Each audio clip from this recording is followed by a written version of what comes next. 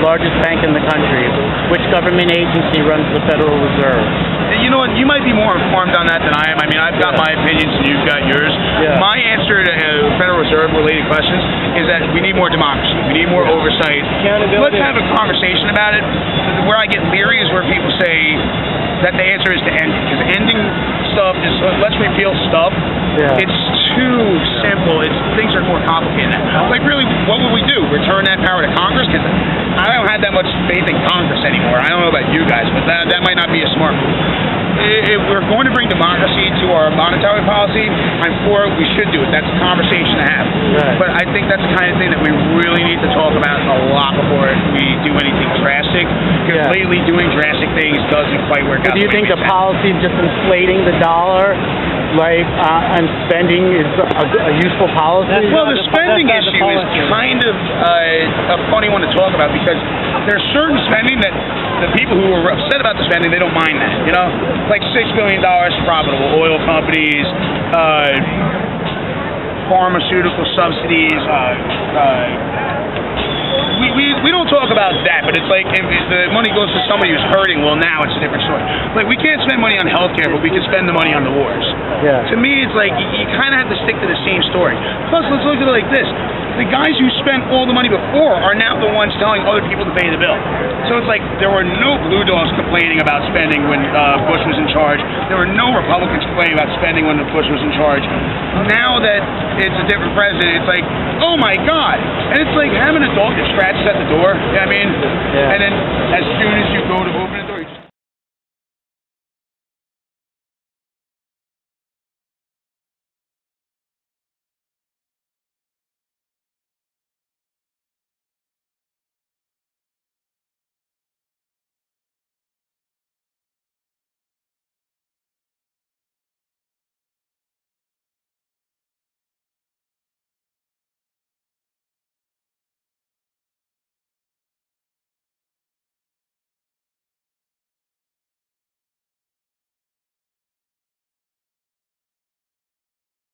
But they support taking my money. It's my money. It belongs to me, not you, and your money belongs to you and not me. Right? These people believe in taking money from the payers and giving it to the takers. I'm not working for anybody else. I work for myself.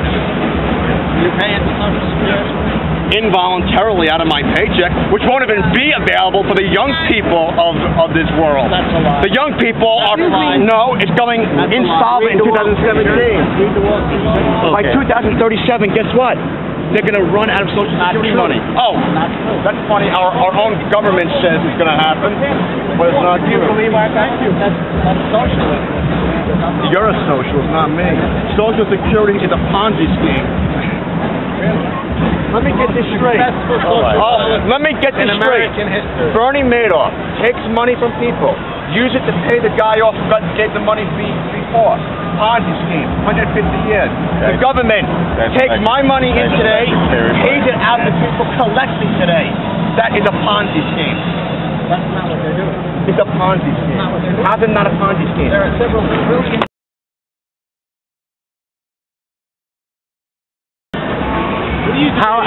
How are you?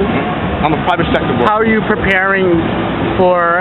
Are you preparing for an eventual collapse of the economy or the dollar? Do you think that could happen in the near future? What I've done is I have moved my 401k and IRA all into bonds. No more stocks. I bought a gold mutual fund last month. It was up 20% one week. The next week, down 20%. Right. So I sold that. So my mutual fund just has cash now. I'm not putting in any stocks or bonds. Do you believe that the gold and silver is being manipulated in the markets? No.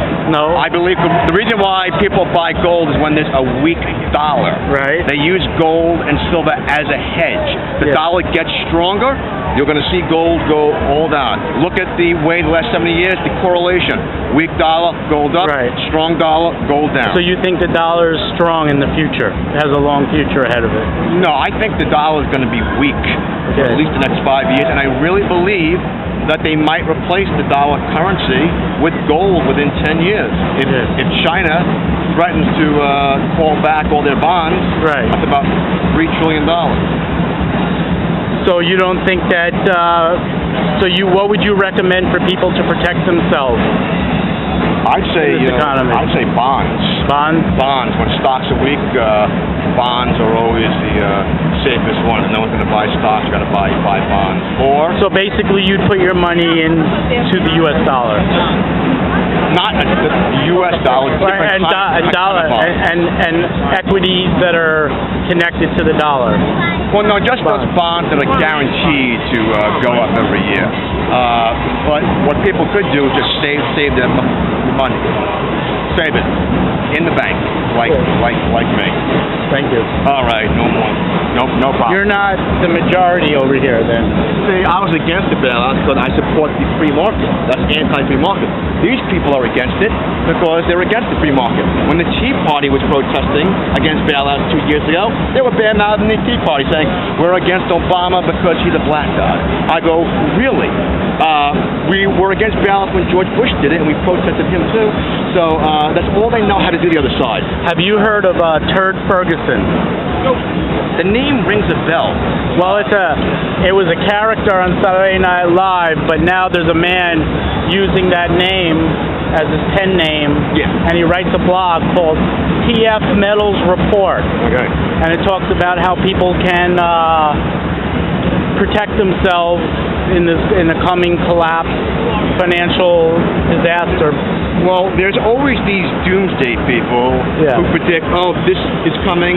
Most predictions never come true. If you go back and look at, except the predictions about the collapsed housing market, which I predicted back in '06,